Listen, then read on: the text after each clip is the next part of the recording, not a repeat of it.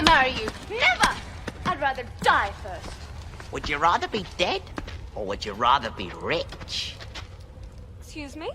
Your father, the king. He hasn't a penny to his name. He's a stupid old fool who gave everything he had to his loyal subjects, leaving his family with nothing. He was being noble. He was being a fool. I'll make you rich beyond your wildest dreams. Oh, really? Yes, really. They're beautiful. There's plenty more where that came from. You begin to interest me. Vaguely. You were meant to be a queen, and with me by your side, you'll have the richest kingdom in the universe. I'll cover you in jewels from the far corners of the galaxy. I deserve it, you know. For all I've suffered. Being a princess and having nothing to wear. People treating me as though I were common. You'll have everything you ever wanted. Gold is power. Gold is power. Power. Power. Hello and welcome to Still Watching the Skies for March 2025. I'm Robert Reinecke. I'm Natal Morel. I'm Cody Lang. Every month we explore the lesser discussed science fiction movies of the past. Some famous, some obscure, some good, some bad, all of which we believe will create interesting conversation. This brings us to this month's film, and with apologies to our Irish and Irish descendant listeners, it's Leprechaun 4 in Space, just in time for St. Patrick's Day. So I picked this month's film. I'll give our listeners a brief summary of the film, key principles, and then we'll start our discussion.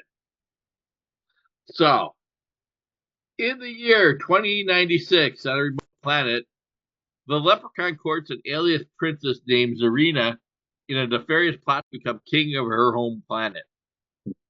The two agree to marry, with each partner secretly planning to kill the other after the wedding night in order to enjoy the marriage benefits undisturbed. Unfortunately for all involved, a group of space marines show up and temporarily blow up the Leprechaun. But you can't keep an evil Leprechaun down so easily. Leprechaun 4 in Space was directed by Brian Trenchard Smith.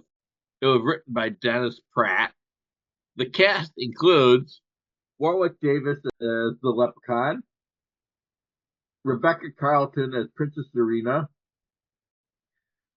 Brett Jasper as Staff Sergeant Books Malloy, Jessica Collins as Dr. Tina Reeves, Guy Senior as Dr. Mittenhand, Gary Grossman as Harold, Dr. Mittenhand's assistant,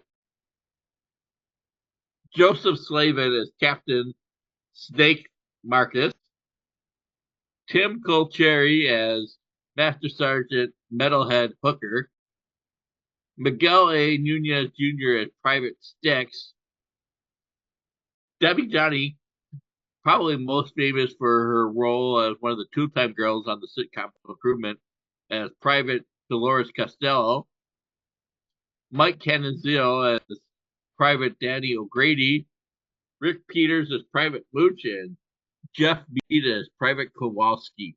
You're also forgetting Lad York as Private Lucky. Oh, yes, I just had to scroll down the page, so that's it. All right. Everybody on the film. That's how you make a film for $1.6 million.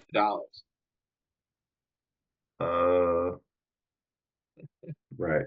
You Okay. don't let the cast get out of hand. All right, can we get into the burning question right away?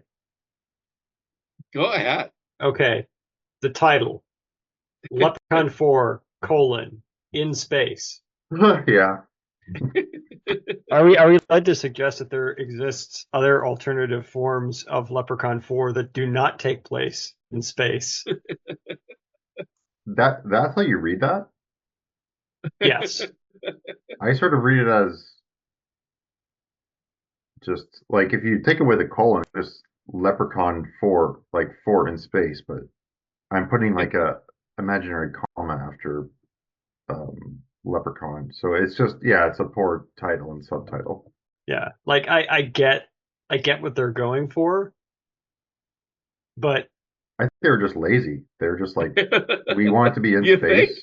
yeah, well, Yeah. it's like they're combining the title with the subtitle. Yeah, And I know, that's what I mean. But like they're being like really lazy. Like everyone involved is being really lazy. The people who have to write the poster, yep, people who came up with the title. Yeah, because it should Yep. read Leprechaun 4, Leprechaun in Space. yes, and even the title, Or just Leprechaun in Space. And or sorry, even the tagline, one small step for man, one giant leap of terror. oh, that's a good tagline. That's not a good tagline. And the poster itself, because I like to grade these posters, is pretty terrible. Like the actual look of the leprechaun seems way off, like super grainy. I'm assuming this is just like a scanned VHS box because correct me if I'm wrong, Robert, but I'm very confident this did not get a theatrical release. That's my understanding too. That was direct to video. Okay, Yeah, but it like the credits feel like a television show. yes, The opening I have credits, some yeah. thoughts on what it reminds me of, but it also like the picture is leprechaun shooting electricity out of its fingers, which I don't believe ever actually happens in the movie. And then That would also cost too much.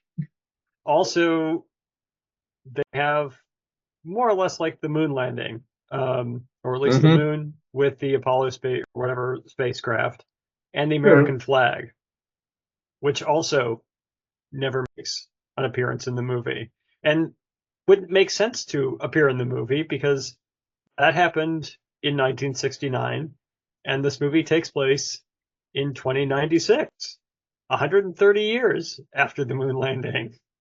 Oh man, the continuity that makes no sense. I know. I hope somebody lost their job on that one. I will say though that I believe the poster, or rather the VHS cover, doesn't have the colon. It's just Leprechaun in gray. 4 is kind of like superscript, so it's like Leprechaun raised to the power of 4, and in space. Yeah. Which actually, as weird as it is, makes more sense than the literal title of the movie. Yeah. Well, it's like Alien Cubed in space. Yes. Or Alien Cubed, I should say. Mm-hmm. Yeah, that makes more sense though than this. Yeah. Okay, so this was direct to video. That makes sense. So I should say I'm pretty sure you guys haven't seen the other ones. I haven't seen any other Leprechaun movies. I have seen the first Leprechaun. I have okay. not seen any. Yeah. This is my first. I'm going in cold. This is breaking your leprechaun virginity. Yeah. So I don't think this is no offense to Leprechaun, but I don't think you need to see the other movies to enjoy it. At all. It might. One might even say it might be Like I don't know like if there's other movies like this. So I'm comparing probably unfairly to Jason, but I'm comparing this to Jason films because I actually like the Jason films as they kind of got more in the series. Mhm. Like I like later ones, like 5, like 6, 7. I like those ones quite a bit compared to the first ones. But I do feel like I would be missing out on the 6 and 7 if I didn't see the earlier ones, right? I wouldn't be able to appreciate them for what they are, or whatever you want to say about that. And the same thing with Hellraiser movies. Like I don't think the later ones are better, but I do like 3 and 4. I don't think they're good, but I like them, and I don't think I would get much out of them if I didn't see the first ones. But this, it's like you don't need to see anything. And what I really like about it is they just throw you into this plot of this Yes. of this universe. I think that's awesome. Yeah, they make no reference to what happened in the first 3 movies. They make no reference to how the leprechaun got into space in the first place. It's just awesome. Like He just shows up in space. Yeah, but that is the way to do it. Like he's just all of a sudden in the middle of something with some alien lady, and there's this whole universe that you're just getting to know about, and they don't spend any time doing exposition. I think that's a good way to do it, Mhm. especially for this kind of movie. But I just like when movies just do things matter of factly like that, and they don't worry about people not understanding or not catching up. Because really, what's the like in this case, it doesn't really matter if they don't catch up because um, I don't know, like it really doesn't matter. Like you are basically every scene is like kind of like just changing like what the movie's kind of gonna be about, or like what's the backstory, or like what you expect. Like I like for example, I thought the reveal of the Doctor for what he is, and we can talk in more detail later about that, was a really cool reveal. Um, didn't see it coming. I Maybe Fair. someone else would have seen it coming, but Now, real quick, should we add some detail into this? I guess like we could talk about it as we talk about the plot. I don't know if we want to go through the film Well, I point was going to like say, beat by beat, but yeah, it was more of a surprise for me because I wouldn't think they would have the budget to do what they did with yeah, it Doctor. was cool. Yeah, I thought it was a cool thing what they did. Yeah. Yeah, I Um, thought it was just going to be on somebody on the other side of like a video screen the whole movie. Yes, but go ahead. yeah. Sorry. Yeah, so overall, I really enjoyed the movie. I don't say this about all the movies that we review, but I would definitely watch this. Like, if people haven't seen this, this is pretty fun. Um, and I do think the actors, like, I feel people, like, I feel bad for actors like this because they're obviously people that were trying to make a living, and yeah, it sucks to be in a movie like this, but they were, I don't know, they seem to be having fun. Like, they were not taking it seriously. They were really hamming it up. Um, I just thought it was, yeah, because I've seen movies with this budget, and they could be bad for the same reasons, but also pretty boring. And this, I didn't feel like it was boring. So I'll give that. It's not boring. yeah, it's not boring. But it's not a horror film. It's really a comedy film, right? And Yeah. Yeah. I don't know if the other movies are like that. Mm. I remember thinking like Jason Goes to New York, and the one before that, I'm forgetting what it's called. It doesn't matter. They kind of felt like comedy films to me too, as well. Like especially Jason 6, there's a lot of like breaking the fourth wall stuff. Um, and I don't know if the first Leprechaun was meant to be not a joke. I don't know if any like creature horror films, because this is kind of like the tail, like the tail end of this type of genre, like the small creature horror subgenre, whatever you want to call it. Yeah. Um, Well, I, it's also I kind of the don't, end of the slasher genre too. yeah, I don't know if any of those movies were even scary. Like, I know, like, Gremlins is kind of gross, but I wouldn't say it's scary. And Ghoulies not scary, more of a comedy. Yeah. I don't know Critters more of a comedy. yeah, so I don't know if there's like, I actually like if these movies are meant to be scary, but Yeah. I mean, Yeah. I would think it'd be something like Wishmaster would probably be a comparison. Um, hmm, maybe Nightmare on Elm Street, but Nightmare on Elm Street's operating at a totally different level. yeah, and I would think like the first one to me is kind of creepy and scary. So, Yeah. um, yeah. But this is like a comedy. Like there is just one-liners after one-liner. Um, Yes. and Well, I and don't, I'd say the deaths tend to be more comical than scary too. Yeah, I would yeah, agree. I mean, I kind of think this is. I mean, it would have been a very light R.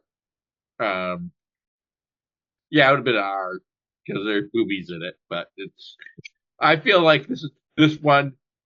The subject is like the target audience is like 12-year-olds having a sleepover, Yep. just like the Guyver or something like that. but this is better than the Guyver. I would say. Yeah. Okay. Robert's offended. How many sleepovers did you have where you watch MacGyver, Robert? The Guyver. The Guyver, not The Guyver. Okay. I thought you were saying MacGyver. No, he was No, saying no. The Guyver, the sci-fi film he watched like 5 or 6 years ago that everyone hated. Okay. Yeah, with I Mark picked Hamill it, in by it. the way. Yeah. Yep. I think I confused that for MacGyver then as well. Yeah, it's like, why isn't he solving problems? Why isn't he bypassing laser system with a strip of red plastic? I the one thing I kind of wondered is obviously this is a riff on Aliens, and Yeah, exactly. it Alien really and points out how Aliens. quickly the idea of Space Marines took off. Mhm. Yeah. And it's not that exaggerated from Aliens. I mean, I feel there's a lot of comedy involving the Space Marines and their one-liners in Aliens, hmm especially Bill Paxton. And I feel like several people are trying to channel Bill Paxton here.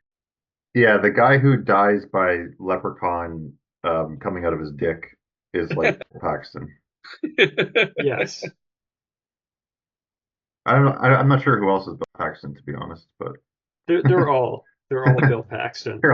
yeah, it's all aliens, but every I mean, character is Bill maybe Paxton's the character. lead corporal is trying to be Michael Biehn, but it's Michael Biehn by way of Bill Paxton. Yeah, I thought he was good in it. I like the guy who is, in my mind, maybe that's not what he was going for, but like the Michael Ironside type character, Mm-hmm. who has a chrome half head Yes. or whatever, and you find out that he's a cyborg. The thing is, like in the movie, they're kind of treating him like a human, right? They're saying, and then there's a reveal, oh, he is a cyborg. So, but like they're saying that because they saw inside of his skull? Like, is that why they're saying that? To be honest, I missed the part where one, they said he was a cyborg, and two, they were surprised by it because he has the metal head throughout the entire film, and his character's name is Master Sergeant Metalhead Hooker. Yeah. Like, so I'm thinking that like maybe in this time period in this world, there's people with metal prosthetics Mhm. and there's people who are cyborgs. That's, I guess, how I would take it, and that's fine. I don't want to get too out to lunch here, but him having like a bit of a mental breakdown where he's like kind of being like really sensitive and feminine and then really tough kind of reminded me of the character in Neuromancer, Armitage, where you find out that he has like a sort of like a sleeper cell personality hidden within him, and one of the AIs has like counted on that, and they're counting on like that like underlying personality to emerge during like the heist and then fuck up the heist in some way. I don't think that's what this film was going for, but it did make me think of that. And then obviously it was not explored at all in any way, and I don't know maybe if it was even meant to be that, or maybe if it was the Leprechaun, um, like controlling him, like because he's making him do a drag performance, right? Yep. Remember when that was supposed to be funny? Yeah, it was funny. So I should say that is kind of we're about the time where you would have the big drag performer movies like Priscilla, Queen of the Desert, and what Wong Fu, Thanks for Everything, Julie Newmar. Yep. About this time, so I feel that somehow that those two films found their way into the mix.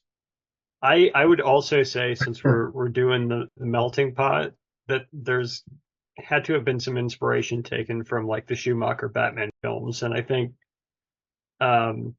this probably precedes Batman and Robin, but Batman Forever Yeah. with like the Yeah. canted angles, the like purple lighting, and just kind of that weird tone of like being both campy but kind of taking itself seriously at times.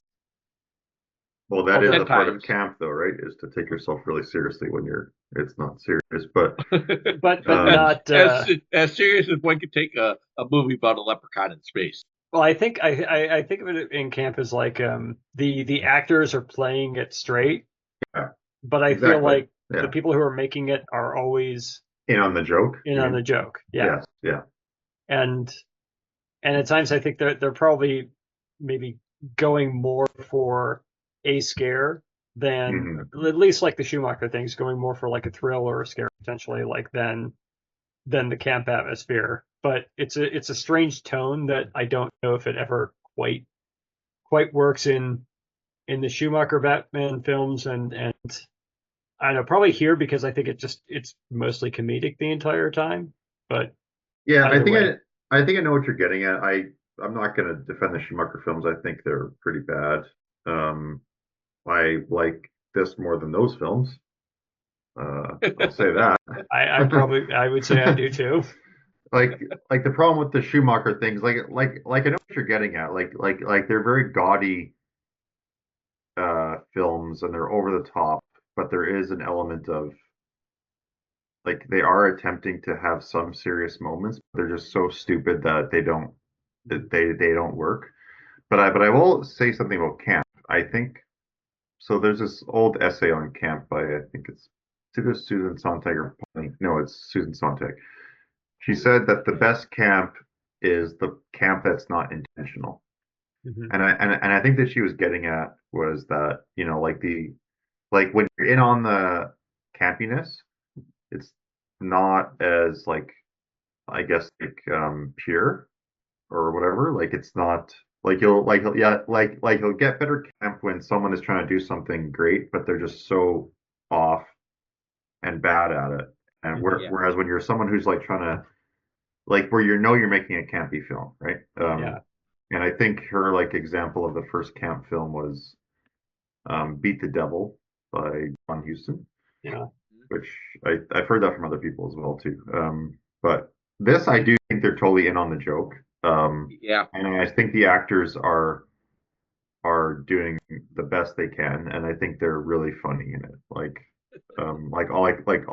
all of them. Like when the mad scientist Dr. Mittenhand says he's got so many funny lines, but he's like, I'm losing my perspective on reality, and then he starts talking about flies more and more, like eating flies more and more, and then he calls himself Mitten Spider. Yeah. I think I think he's they're probably like referencing like Brundlefly from The Fly. Mhm. Like yeah, there's so many pop culture references in this that um yeah, it just makes it a lot of fun to watch, but then like the references are not really of the time at the same time. Maybe except for like the camp or like the drag queen stuff, but I don't know because like I was gonna say they seem more contemporary. Like even the Fly, like the Cronenberg Fly, it's yeah, only 10 years removed from this. yeah, that's And true. yeah, like the And, Batman, the and Schumacher Aliens is like Batman film. 9. What's that? And Aliens is like 9 years removed from it. Yep. Uh, the drag movies are just a couple of years removed from it because I think like To Wong Fu is like 93 or 92 or something like that, and then even the Schumacher Batman is like 95. It is strange, and because I think most of the references that they're going for, like it's they can't be more than 10 years away from it, and yet I feel like those are still recognized now or would be Yeah. recognized now. I mean, So they're good at picking up uh, references that stood the test of time. yes, exactly. So And I feel like the oldest reference in there is like the green lightsaber. Yeah. well, there's Yeah, there's a Wizard of Oz reference, but yes, the lightsaber the lightsaber I forgot. That is was funny. solid. Um, Is I it sorry, go I'd ahead, like to go Robert. back, just circle back. We were talking Cap before about the best one deal straight. I feel like we got the Leslie Nielsen situation here. Like when he was being pretty straight faced in like Hmm. Naked Gun and in Airplane, he was a lot funnier than we started making goofy faces Mhm. when something goofy happened. And I feel that that applies to this one too. And I feel that they're relatively good at keeping a straight face through this thing. Mhm. I mean, to an extent, like Dr. Mittenhand slash Mitten Spider is kind of hamming it up. I think if we were to give out the Robert H. Reinecke Award for actor who's having the time of his life, it would be between Warwick Davis and Guy Siner as Dr. Yeah. Mittenhand. Yeah. Well, I want to say this. I kind of feel like Dr. Hand kind of foresees Dr. Evil from the Austin Powers films to an extent. Yeah, but that's just like a parody of James Bond villain. Yeah, Yeah. And feel, Lorne Michaels. but I feel like that seems to be the one thing going forward, or at least they're probably both pulling from the same well. Albeit, I don't think Lorne Michaels is in Dr. Mittenhand's. But Mhm. go on. Fair enough. Yeah. So like in the other movies, like when you blow up Leprechaun, does he like reanimate and like come back together? Or is that just this movie? Well, as the reigning Leprechaun aficionado among Yeah. the three of us, having seen the first Leprechaun 20 years ago, remembering absolutely nothing about it, Yeah. I'm going to say yes. Okay. Because it was a bit of a surprise for me when they like the first scene when the Marines encounter him and they blow him up. Mhm. I'm like, oh, does that mean he's dead and he's gonna like haunt them or something? Like as a ghost. And then when I see like the guy pees on him, and then the other guy says "death from above," and then Leprechaun travels up the pee stream into his body. Then I was like, Mhm. oh, okay, I guess he can just do whatever. Like he can do literally anything. Yeah. Yeah, I mean, I feel that is his power. He can do whatever he needs to. with Yeah. somehow, like Yeah, apparently he can't travel in space, or he needs a space vehicle to travel in space. yeah, he can't teleport apparently, but Nope. But I feel like his powers are um whatever they need to be. yes, exactly. Excuse me. Yeah, like I mean, with the final confrontation, it just is strange that he's hit with a growth ray, Yeah. but somehow he's already grown, like by traveling up the one guy's deck and then turning back into like normal size. Hmm. So I'm not sure why he couldn't use that power at the end of it, or at least like shrink himself down to a more manageable size to catch them when he's lumbering through the hangar trying to catch Are the you one saying moon. that Leprechaun 4 is not entirely consistent with the Leprechaun's power set? No, I that's exactly what I'm saying, Robert. I'm sorry to burst your bubble on this one or shatter your shamrock, but yes, I'm just going to say that the powers are very variable. They don't make sense, and yeah, this leprechaun is not consistent. Um, And it's kind of like I wonder why it takes more than like 2 minutes for the Leprechaun to deal with anybody. He could probably deal with the whole group with him based on his power set or what we see of it. Hmm. he's like basically like a wizard or like a genie. Like he can just he can control people. He can like use his hands and like throw them across the room like as if he has the force. Um, I'm assuming at the end of the film like he's still alive because he when they blow him up in the after they blow him out of the airlock and he explodes Yep, outside the ship, his hand turns around and gives them the middle finger. exactly. And so he's obviously still alive. And then in Leprechaun 5 is Leprechaun 5 in the hood. Yes. So he has to be alive from this thing unless it's a it happens before this movie, which is fine. I believe it's the same leprechaun each time. Yeah, no, I mean like maybe it's like earlier in his life. Hmm. Like maybe it's not set in 2096 Yeah. Yeah, in the hood one, I mean. that would make sense. Yeah. Which, by the way, I heard that movie's really bad.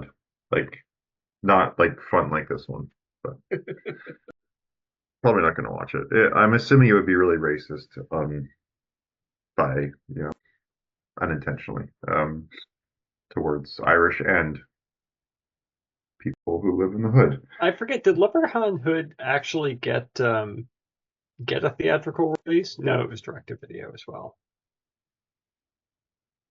Yeah, I think when that you're was direct to yeah, video as well. I think when you're a series, you go direct to video. You don't come come back. The ones after direct to video. Yeah, I remember I remember seeing posters for Leprechaun in the Hood and adverts for Leprechaun in the Hood more than I do Leprechaun 4 Yeah, me too. in space. Yeah, me too. Like the Leprechaun in the Hood one is the one I was kind of aware of like the sequels. Hmm. Um, so yeah, overall, like the movie feels like an episode of television more than like a feature film at this time. Like been watching over the last few years, like not like a lot, but I've been slowly watching Deep Space Nine. Deep Space Nine is nothing like this, but like just the general, sets that you would see on science fiction television, like Mhm. it's not like it's not like today where like the quality has converged to be pretty much equivalent. So like yeah, if you watch like Foundation or like what's another science fiction show that's pretty good? I don't know, I'm blanking. But like you don't feel like a big discrepancy, whereas here like you kind of feel right away like yeah, the way the film looks, the way the actors are behaving, the credits, the sets, like it feels like very TV. Yeah, Um, I will say I won't say impressed, but at least I welcomed the fact that they actually had shadows. They didn't have flat TV lighting uh, of everything. So there was at least a attempt to create some mood. yeah, and then like the film is obviously like it's a film. It's not like it's Yeah. not like it doesn't feel like a made for TV movie either. So that's something. But not that those are bad from the 90s. There's some good ones. Um, yeah, overall, I just think it's really fun. Like it's like just a fun pick. It doesn't make me want to watch the earlier ones at all. I could like watch this one again and with someone who hasn't seen it and have a lot of fun with it, I think. I will say Um, I think Warwick Davis is generally pretty good in this. At Mhm. least he knows the assignment. He's committed to it. He's not a I don't know what I'm gonna say. I mean it's he's laid into all the Irish cliches and exaggerating his accent and all that. But I yeah. feel like he's at least he knows the assignment. Yeah, in Okay, the movie, like in the beginning part, Leprechaun tells what's her name again? Like Trevina or something or Zarina. Zarina. right, okay. So he's saying to her, like, I can make you rich. I can make all these jewels out of nothing. But later on in the film, he's saying he's trying to find his gold. Mhm. Like, is he trying to find his gold in space? So the one thing I do recall from the first movie is that he is looking for his gold. Right. But I think in this one, like they kind of have to go out of their way to explain why he's killing them, which is a weird consideration for this kind of movie. And I think at first I think he's ultimately trying to get them because they have Zarina and he wants to get her back. Yeah. Well, that part I understand. So he wants to get his wife back or his Yeah. fiance back. But his But later on goal, in the film, he says, yeah, I need to get me gold, yes. and I don't want to share with her. So after I bed her and wed her, then I can kill her.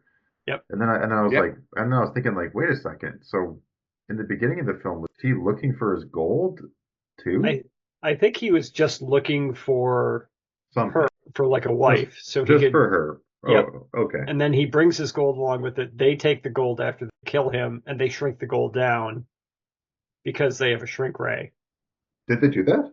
Yeah, because he gets Yes, they did. mad because it's when he does find it, he's like they Oh, shrunk the right, gold, and right. then she gets pissed at him because she's like, I Yeah, thought you were rich. right. Okay. Right, I forgot. Okay, that makes sense. Yeah. There's a lot going.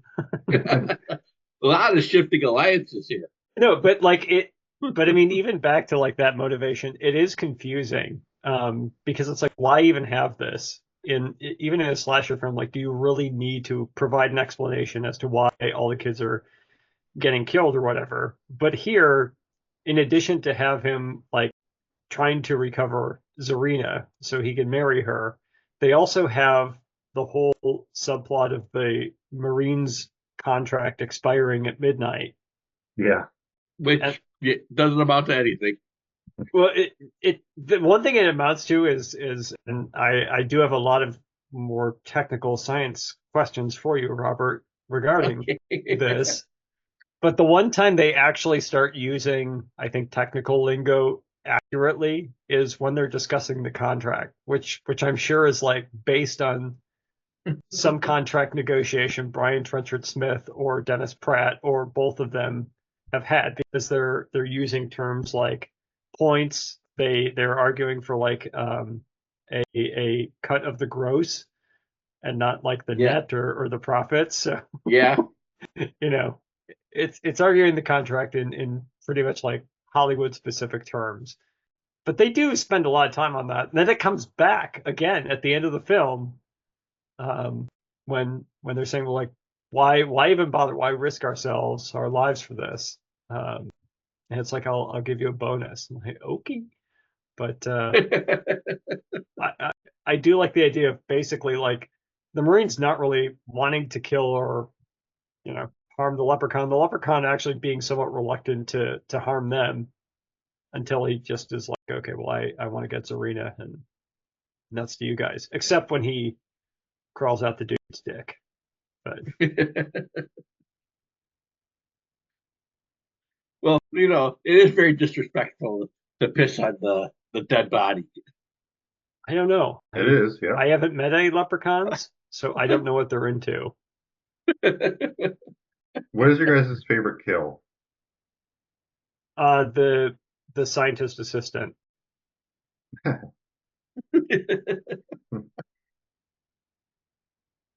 I think mine is the penis one. Robert? Robert? I don't know. Yours? I kind of feel the leprechaun coming out of the guy's dick is the best kill. Oh, Yeah. come on. I mean, the one I feel like they put the most effort into is the assistant, where he Yeah. takes the tray, throws it at his face, and instead of just simply cutting his face open or in half or anything, it flattens it, which doesn't make sense because I think it's actually like side at him, like it's coming at him, Mhm. not in the position where ultimately it would flatten his head, but rather cut it in half. But then when they have like his face all smushed up like Drop Dead Fred, Yeah. that's going the extra mile for that kill. That was a good kill. I Yeah. agree. It's very cartoony, Oh yeah. which I think describes the movie as a whole. hmm One thing I wanted to ask too is like, so for the two like romantic leads, and ultimately I guess like the two leads. So we have Jessica Collins as Dr. Tina Reeves, and then I think is it Books, who's the other Marine who survives, not the black guy, um, but the one who Who takes like off his is shirt for the climactic battle? yes, exactly, yeah. So I think it's Books and Tina. Like when they're talking, when they're talking after the mission, and they're in the relaxation bar or whatever with those great futuristic cups, just fantastically futuristic. Um, they have weird heads. Like the shapes of their heads are really bizarre. Like I think it's Brent Jasmer. His head looks like a pill. Like it's too long somehow, and then hers is like too squat. And these are both people who are way more attractive than I'll ever be or have ever been, but they just have oddly formed heads, and I wonder what their kids would look like, because one's too long and one's too squat. So would they come out the same? Maybe they come out perfectly symmetrical. Maybe. Like Maybe they or cancel each other out. Yeah, perfectly spherical. And then they have mental problems later in life. But I don't know. Does anyone else think like Jessica Collins and Brent Jasmer have kind of strangely shaped heads? Not really. No. I did notice. Well, go back when you I think watch it's it a that thing. when you watch it next, or possibly on Sci-Fi. I believe on St. Patrick's Day they do a Leprechaun marathon. Watch Nice. that scene, and you'll see. Like, Jessica Collins, she has a pretty big forehead, but not like grotesque. But man, she's got a lot going on between her eyes and the back of her neck. I liked in that bar scene that she casually drops that she has a black belt in karate, which is like Chucko's gun for it's gonna pay off later. Oh yeah, absolutely. Or that like this is one of those things too where it's like, okay, is this something from like the 90s where it's kind of like pre-internet, and I don't know if people have necessarily gotten smarter then, but they seem to have like a better understanding of certain words where she drops like criteria and I think prerequisite, like those are fancy terms. And then he has to answer, I know what criteria means. I also know what prerequisite means. Like, Yeah. is this just like weird poor writing, or is this people actually didn't know what this was, what these terms meant back then? No, it's right. It's bad writing. Yeah, It, that like it's trying to be clever, I think, yeah, and failing, but that like back and forth between like the PhD and like the soldier thing is so funny because it's just like you see it coming from a mile away and then but like what they're saying and arguing about like yeah, like what you're saying that is like they're just like talking about like normal words Yeah, that anyone would know. yeah, Yeah. well, Um fair I, enough. I did like the scene when all the Marines like because there's like compared to like aliens and Starship Troopers like there isn't like a big cast so like you don't get the feeling like there's like this big group of people on the ship. So when they go to hang out, there's like a dance room and there's just like three guys sitting at a table and two people dancing, and that's it. Yeah. And that's where like you do feel like a bit of like the TV level production there. Oh yeah. I mean, this for those of you who've seen them on Tubi, like there are basically cuts of movies, like full feature length porno films, but like all the pornographic scenes taken out, so it's just the plot. And oddly enough, they can be long enough to, run in at about 80 minutes, whereas otherwise it'd be a 3.5 hour film. This reminds me of these. Like the production value, just yeah, kind of the sparseness of the sets and reuse of Mhm. the sets, and There's absolutely no extras in this film. nope. The CGI, although I don't know, it's not good for the time. Totally unnecessary No, CGI. Yeah, it's bad for the time. Even it's for the time, this is bad. it's bad for the time, but it's not horrible for the time. Like this is, I think of like the Scorpion King, The Rock is the Scorpion King, and like the Mummy Yeah, well, Returns or whatever, as that being one at like least had ambitions. I mean, this one knows that they don't have any ambitions, so we're just gonna have like these yeah, like outside shots of the spaceship. That's all we're yeah, gonna have. all the same color, no lighting, all yeah, that deliciousness. But But I'm curious about this because I really am curious about this transition period of CGI when mhm. people thought it's better to use that than to use models. Like, and it clearly isn't. Yeah, Because it It doesn't look clearly at is all not incorrect. realistic. nope. It looks like from like when did PlayStation come out? Was it after this or before?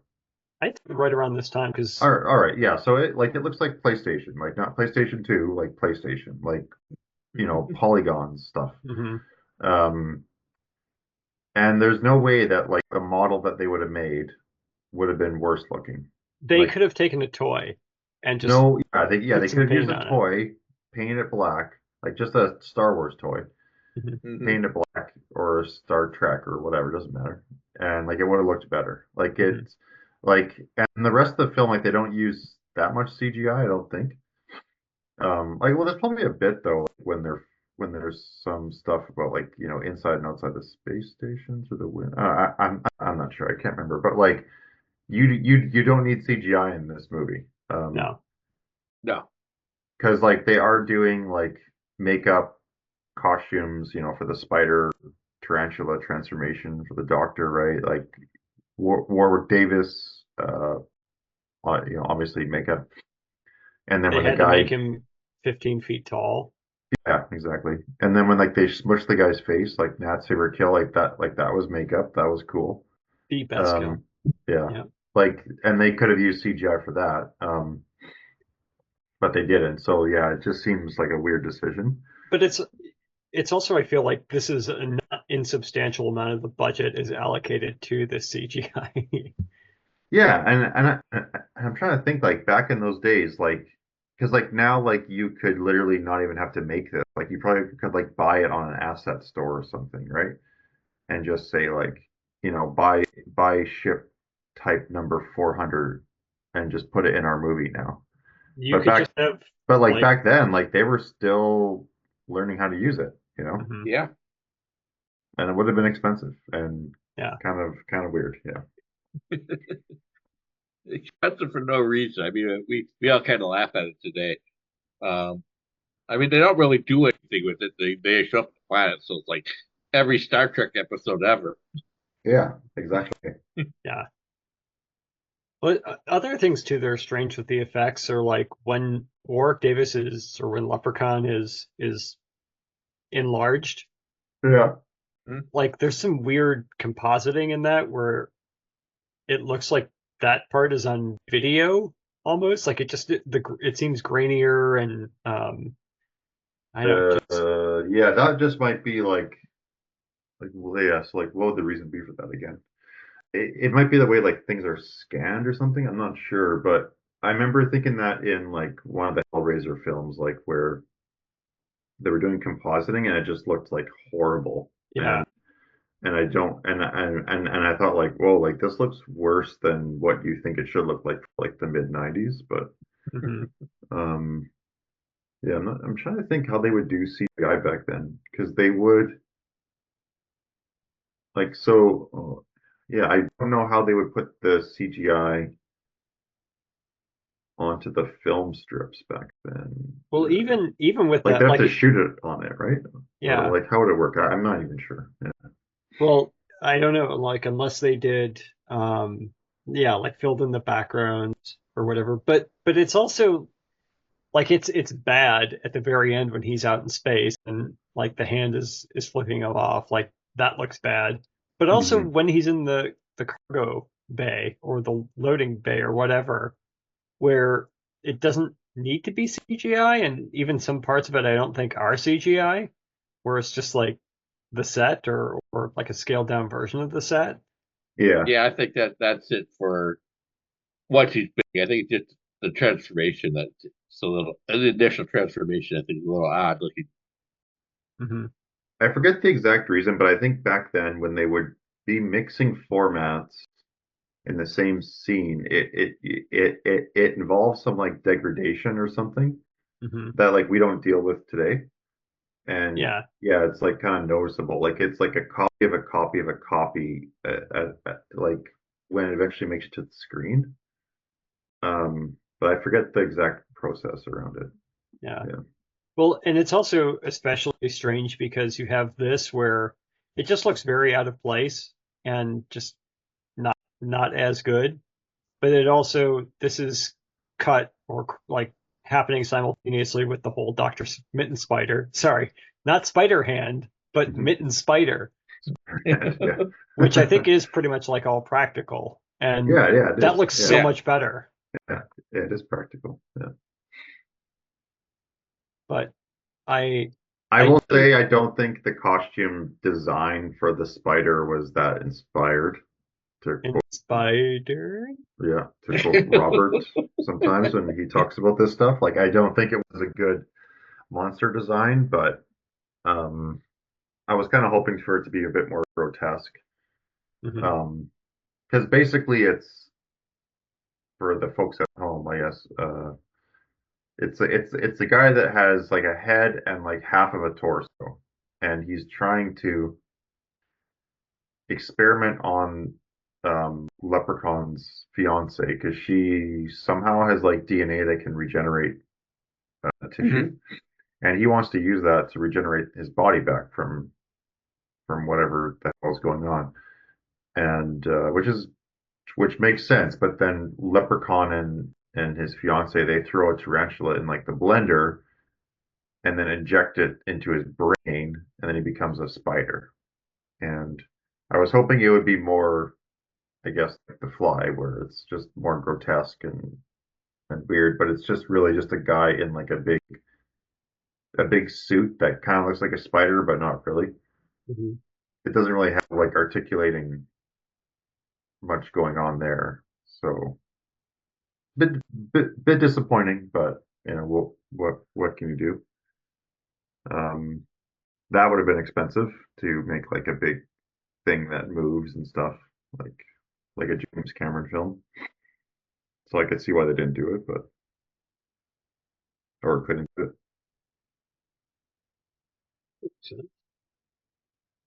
Yeah, and I kind of feel like obviously this is they do very very little with it. Maybe get the sense of design more the idea than any actual being able to execute that idea. Yeah. The other somewhat let down, although I wouldn't put the movie as like a letdown category for me, but it would have been fun to kind of explore the different space areas or like civilizations that were being hinted at with this marriage. Mm-hmm. But I could see obviously why they wouldn't do that because it would change the movie from being like a slasher style film to being like a some kind of like demented space opera type story. So That and it costs money. which yeah, and it costs money, which would have been what I wanted, but that's fine. Yeah.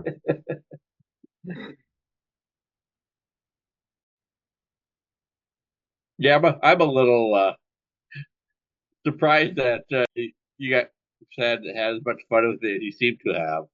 I mean, I didn't really feel that the humor worked, and it certainly didn't work as a horror film. I thought it So was funny. I thought every like basically third line was funny. It was very stupid but very funny. Yeah, I will say this was way more entertaining than I don't know. Ish. I thought it would be. Yeah. I think I actually liked pretty much everyone except the Leprechaun. Like the as leper. characters or as performances? What's that? As characters or as performances? Pretty much all of the above. Like I don't know. I don't find the Leprechaun especially that scary, and I think Warwick Davis does what he can with what he has, but even then, like all the lines that he's spitting are pretty cliched and not too funny. But Yeah, he I definitely leads into the accent, especially me gold. yeah, Yeah, anytime he talks about me gold, I like it. he go Yeah. yeah, but I like some of the Dr. Mittenhand. I like Sergeant Metalhead, Yeah. and I'm sad to see that. Was sad to see Debbie Dunning go when she did, but what are you gonna do? Now that I think about it, this kind of the sets and all that kind of reminds me of like 70s Doctor Who quite a bit. Yeah, well, like any sci-fi show, but yeah, like okay, like what was happening with Doctor Who in the 90s? Like was it still going on? No, kind of long. They did had like a Fox movie Oh, where they okay. tried to relaunch it in the 90s, but it didn't take. With like Gotcha. Eric Roberts was in it, and That doesn't Paul narrow it McGann down. was the doctor. Right. Huh. Okay. Gotcha. At least it didn't take anything except for like lost a lot of books and radio plays and audiobooks. Hmm. Uh-huh. Yeah. But Yeah, I think the 90s like that's why I always gravitated them for our podcast when I pick stuff. I think the 90s is one of the weirdest periods for science fiction and one of the worst in terms of just making smart movies. Like the stuff that was made Um, there's some good stuff. I love Total Recall and I love Starship Troopers, but there's a lot of dumb stuff in You're in not the wrong. 90s for science fiction. Yeah, it's kind of like the low point for science fiction and for horror. Yeah, you're right. Yeah, I would say Yeah, that. Yeah. but it's kind of like Hollywood thought they were too smart for this stuff, and not really. And it was kind of before the time when like Harry Potter and Lord of the Rings came along, and they go, maybe we should be doing this stuff faithfully. That never crossed the line. Yeah. Albeit, Leprechaun is an original thing and kind of silly to begin with. So, Mhm. I mean, there's no way to really take this seriously, if you ask me. No, Killing but there's a Leprechaun way to movies, make it like with the quality of Gremlins. You could do maybe. that. Although it's just but yeah, you're right. It's hard because it's about a leprechaun, so there's all this baggage of leprechauns. It's Yeah. I mean, I suppose if you actually like shot it in Ireland and maybe brought in more of the folklore and fairy folk stuff, you could get something out of it that might actually have something to say. But yeah, like if he was going around like chewing people's faces off or something, or like rip or like tearing out their hearts and like eating it and like being like a complete psychopath and not talking about stuff, then it would probably be kind of scary. But it'd just be like a scary little thing chasing you and eating you. So I'm not sure. Yeah. I don't. I'm not sure if the creature, like if the small creature horror thing was, really besides Gremlins, like Yeah, was, Critters and Chud and yeah, I'm just not sure if there was like a lot to do with it. Like if there was like a lot of mileage with it. yeah. Well, I think also like this is kind of like maybe mostly in that Child's Play space as well. Yeah, Oh, Child's Play. Yeah, I forgot. Yeah, Child's Play. But yeah, it is weird because you don't really need to have it be the Leprechaun. Like, Yeah, it just could be small demon or yeah, small exactly. monster. Yeah, well, But it's also then that there's no reason to make the movie. yeah, exactly. Because he is running around with like the green hat and like the leotard and the pointy shoes in space. So, Yes. which is awesome. Mhm. It would have been funny if he had a spacesuit, but He did. Well, he had the he hazard did yeah, put on the suit. house suit. I yeah, was, I kind of think there's no way a Leprechaun could be scary these days, especially after like what 50 years of Lucky Charms cereal. Well, and Darby That O'Gill and the Little People, yeah, and yeah, trying to think of the other great Leprechaun movies. I think he nailed it there. Okay, well, maybe Gnome Mobile is a stretch. They're gnomes and not leprechauns, but I mean, um, I feel if you did a folklore, maybe you could pull it off. But otherwise, I don't see how it's possible. mhm. Especially if you give them a line like about uh nobody they have their hands on me gold. I think that's gonna always be funny or not be taken seriously. Mhm. yeah. It is strange too that for something like this, I would expect like there's a lot of opportunity for puns that apply to both leprechauns and space, but I feel like they don't really mind that. Like these are the same sorts of Hey, that quips. was a pun. Well, There aren't actually a lot of puns in the movie. There are more just like weird one-liners yeah, about either like marining, about being a marine, or being a PhD, being a scientist. criteria. Yeah. Like the whole thing, like and like yeah, back to the beginning, like where so the doctor is introduced and they have no idea who this person is, but they're in space. They're Yeah, stuck in space. she came on So a she's been different on the trip the whole carrier. time Yeah. and they're like, "What? Who the fuck is The- this?" Like, and she's There's like joining less us? than like 10 people here. Yeah. Mhm. And it's like, well, like we saw that outside your ship. It looks really small. Well, maybe Uh, she's just keeping a low profile because she doesn't want to be harassed. Sure, She's yeah, like, but be like like, one of where would she two be on the women on ship? this. Yeah. Yeah, Which is also like even within the Marines themselves, like Debbie Dunning decides, okay, I'm gonna go for it with Private Leprechaun Dick tonight. Like I like her attitude.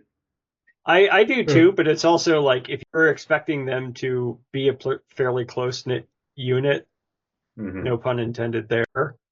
But this sort of thing probably would have happened at some time. Like they would have had like a pre-existing relationship. I would assume, Yeah, but as she was gonna opposed bang the sergeant too, right? probably yeah 'Cause she was hinting at it. Yeah. yeah. But they're treating it like this is the first time that this has happened. So either she gets around, moves around the Marine Corps, or I don't know, is she a new recruit? Either way, it's we Well, can gloss they're over near those the end of things. their contract, so you could think that'd be like a couple years. Or maybe just 24 hours. Who the hell knows? Who knows? But the point is, though, I feel like there were a lot of opportunities to have quips that would apply to both leprechauns and space and explore some of the cultural similarities between the leprechaun's background and space. It sounds like you've been thinking about this, Nat. No, not really. Sounds But like you have something in your back pocket here. but there's some opportunity here. And I don't, but you could make comparisons, say, like with the sun to the gold on a leprechaun, or Well, maybe have a also moment. like the more obvious thing would be like you go to a planet and there's like a bunch of gold deposits. Yeah, And you're yeah, sending like the Marine, like Space Marines to go, you know, touch base, kill everything so that then like the engineer types like Robert and stuff, like yeah, Robert types yeah, can like go there and mine and extract it. And then you find out, oh, it's the leprechaun's gold, hmm and then that's why he's murdering everyone. yeah. Or maybe he meets, like, they go to a planet of leprechauns, or he meets a space That leprechaun. would have been cool. I like how this one opened though, so I I will say it's bizarre. It's bizarre because like they're making this because of the leprechaun, but the leprechaun is the least important aspect of it. And I do like that they just they don't we don't need to know how this fits in with the lore of the Leprechaun saga or the backstory of it, that it just starts and gets moving and doesn't need to explain anything. Like that is not exclusive to this movie. I feel like that was something that was a little bit more of a 90s hallmark, and I really miss that, especially since we've had 20, 25 years of sequels that feel the need to explain everything that has mhm. come before. Yes, and you have to watch the TV shows to know what's going on in this next movie. Yeah, exactly. And TV shows that are sequels to that TV show, and series that didn't last as long as maybe they wanted them to. So it's a simpler time where a leprechaun can just find its way in space without having any context to it. So yeah, I admire that too. But I just wanted some leprechaun puns in space, god damn it. Yeah, there's surprisingly not a lot of puns from anything in the movie. It's more just saying a dumb line and then then it's the next beat. Yeah, They yeah, just pummel you with stupid line after stupid line. yeah. But it's cool. It's fun. I'm a bit tapped out. I think I will. I think I'll watch it again I when believe my. I believe you were going to talk about the sergeant and his previous role that he almost had. This is true. Yeah. So we Oh, teased this in the pre-show. Um, pre-show. So let's see. What's his name again? Michael Tom Ironside. Colcherry. Hmm. So Cody, do you know this? Do you know what we're referring to? So without looking at Wikipedia, and Yeah, we I'm not can't looking see at you. it. Yeah, I'm not looking at Wikipedia. I promise. Okay, you fucking better not be. Hmm. So his most famous role, according to Wikipedia, is for a movie he was not in. Hmm. Do you know what that movie is and what that role is, and which actor ended up playing that role? I'm gonna. Can you give me a hint of like what decade? The 80s. 80s. It would actually be 10 years removed from this film. Is it science fiction? It is not. But he would be playing a similar role to the role that he plays in Leprechaun I'm 4, just gonna colon. guess. I'm just gonna guess. I don't think it's the right answer, but something like Platoon. We'll just say Very close. that. Okay. Do you want to take another? Casualties of War. No, but Okay. close. You're on the right track. Um, I don't think it's the big red one.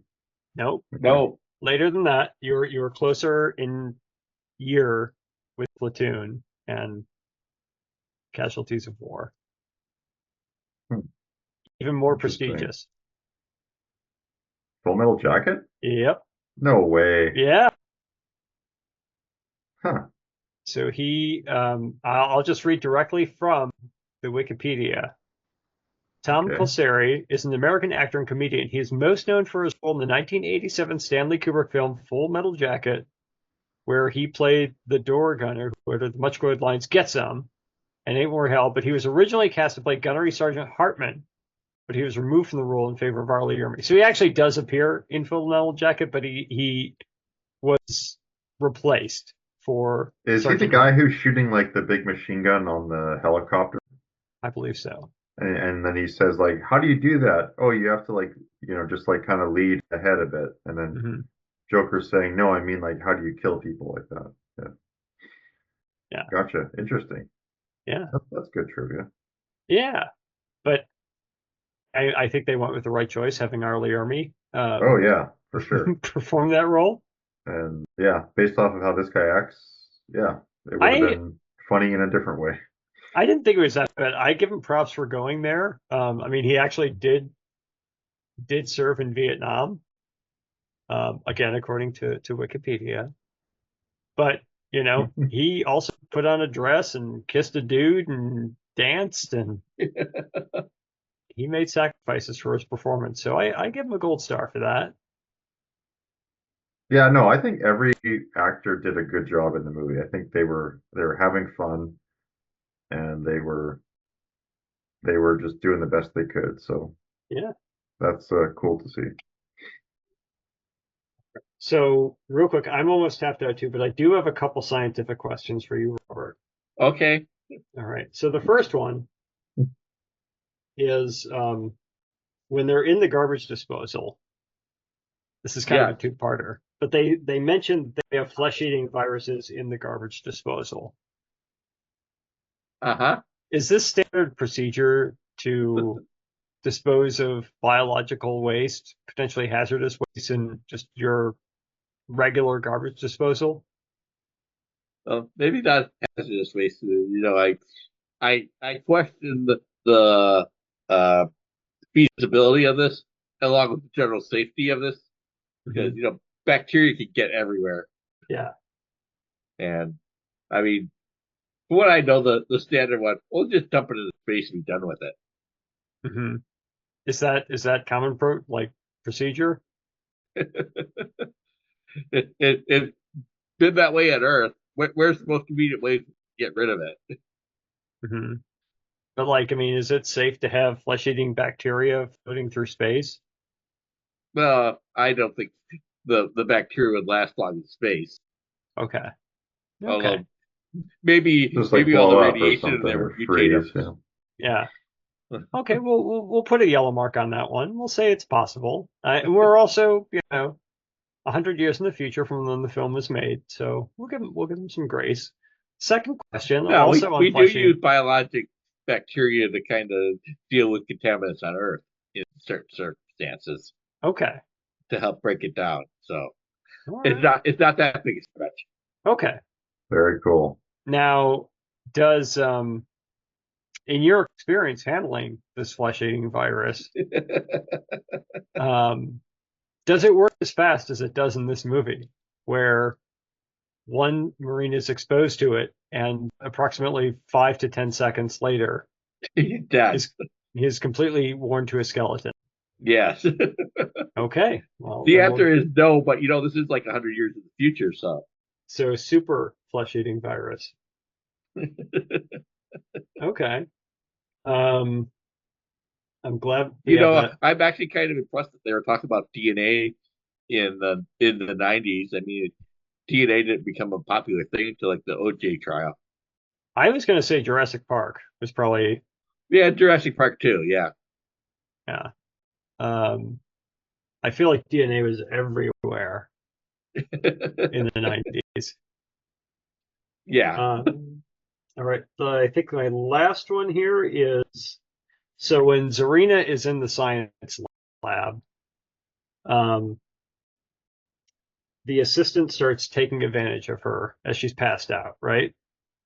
Oh That yeah. is true. Yep. So he starts by like kissing her navel, but he like looks at her legs. He makes some comment about, oh, look at those. I can't understand what he's saying. I would assume he's saying legs because the close-up is of her legs as he's spreading them apart. But I couldn't make out what he was saying. And then he starts kissing her navel. Robert. What's the question for Robert Well, about the this? question for Robert is this standard scientific practice? Maybe it is in the 2090s, but Okay. it wasn't in the 1990s. Okay. What ethical codes does this violate? All of them. Okay. Have you ever been in this situation, Robert? I don't work with people in the field. Okay. Okay. At least that's not my subject of research or Hmm. science application. Yeah. Have you ever kissed like a sample and just said, "Ooh, this is a beautiful sample of igneous," and kissed it? But one is working with contaminated material. One does not try to ingest them. Okay. Well, I mean, Hey, you're not. checks out, man. Yeah. Okay. All right. That's a bad scientific approach. That's asking to get a disease or something worse. Okay. Yeah. Gotcha. That's probably how you guys got your bird flu problem going down there. Are there branches of science where like a tongue test is very useful? Oh, good I'm not going to question. say no to that, but I think Okay. it's. I think geology they have some I sort was of test that I they was can gonna yeah. do that, and it might be useful if you're looking for salt content, for instance. Yeah, just Hmm. give a rock like a little lick. Yeah. Yeah, I think that actually happens. I was gonna say I thought geology was widely smiled upon in geology for that. And Yeah, then geology is like zoology, a tongue-based science. So yeah. So Robert, what are the best tongue-based sciences? Well, I think geology would actually be Okay. Would zoology be in there as well? Like the sample's dentistry. licking you. that. You like veterinary science? Yeah. I think that happens. Okay. Ear, nose, and throat doctors. Yep. All right. Well, good. I'm glad. I feel like we've advanced science and given We given have Leprechaun 4 in space the scientific consideration that it's due. I'm not even going to get into the whole transition from Dr. Mittenhand to Dr. Mitten Spider. I was going to ask though, when he transforms into Dr. Mitten Spider, I believe it's his left eye, like becomes a cybernetic eye. Was that there to begin with, or was that part of the genetic mutation? genetic mutations is how I thought of it. Okay. Well, Yeah. then I'm good. Honestly, I was kind of joking that like the only uh, big question that this movie asks is like, what if a leprechaun in space? Hmm. But I give you credit that you came up with several there. I appreciate that. I mean, I wouldn't say these are as important of questions, but they are questions that perhaps deserve to be raised nonetheless. All right then. So Matt, you have next month's film. I do. Yes. What's it What's gonna it gonna be? be? Well, I've been on the fence. I actually have two good ones here, but I think I'm going to hold off on one because it's about 3 hours long, and since Cody's kind of been stealing my thunder of dredging the bottom of the barrel for sci-fi, I'm going to try to reclaim that with the 1990 camp classic techno thriller Circuitry Man. Ooh, never seen it. I have never heard of this film. Okay, well, there is a sequel to it also, which I believe you can actually find. It's easier to find. You can rent Circuitry Man from Amazon and several other places. Oddly enough, it's not playing on Tubi. I'm sure it was at some point. It doesn't appear to be on Internet Archive, but I believe its sequel, Circuitry Man, which is let me make sure I'm getting the title correct for Circuitry Man 2. Because I wouldn't want to besmirch it. And that is Plughead Rewired is Circuitry Man 2, and I think that is available on Tubi and some other. Is this an American film? This is an American film. So this is the movie that is 3 hours, or it's not? No, this is not 3 hours. This is an hour and a half. And it's 1990. Some great names in this: Jim Metzler, Lou Leonard, Vernon Wells, Barbara Allen Woods, Dennis Christopher, and of course the delightful Dana Wheeler Nicholson. So I love Vernon Wells. Yeah. Oh yeah. All right. I've never heard of this movie. So. It's been referred to as nothing if not derivative. So. That sounds like editorializing. Well, I'll leave that to you, Robert. I thought I was very, very disciplined and not editorializing during the intro. For a movie that you pick, that's...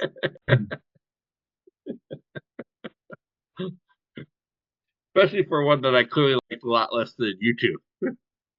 But yeah, what's wrong with you, man? Yeah. Anyhow, that should wrap up this episode. If you have questions or comments, you can email us at skypodcast@gmail.com or leave us a note on Facebook. Also, feel free to share a link on social media. Thanks for listening. We hope you'll join us next month for Circuitry Man. Bye. Take care. Bye. Oh, Danny boy, the pipes are calling from glen to glen and down the mountainside. The summer's gone and all the roses falling. 'Tis you must go and I must bide. But come ye back when summer's in the meadow, or when the valley's hushed and white with snow. 'Tis I'll be there in sunshine or in shadow.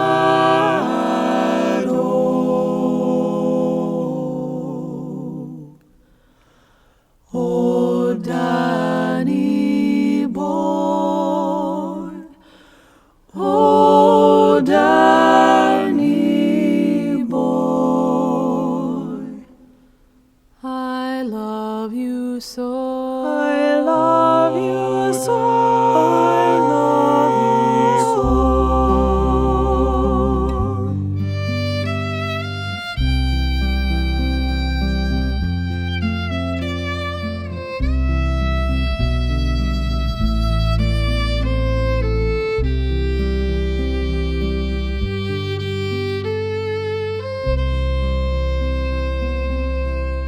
And when you come and all the flowers are dying, if I am dead as dead I well may be, you'll come and find the place where I am lying, and kneel and say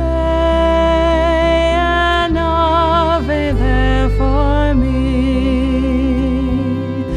and I shall hear, though soft, your tread above me, and all my grave shall warmer, sweeter be, for you will bend and tell me that you love me, and I shall sleep in peace until you come to me.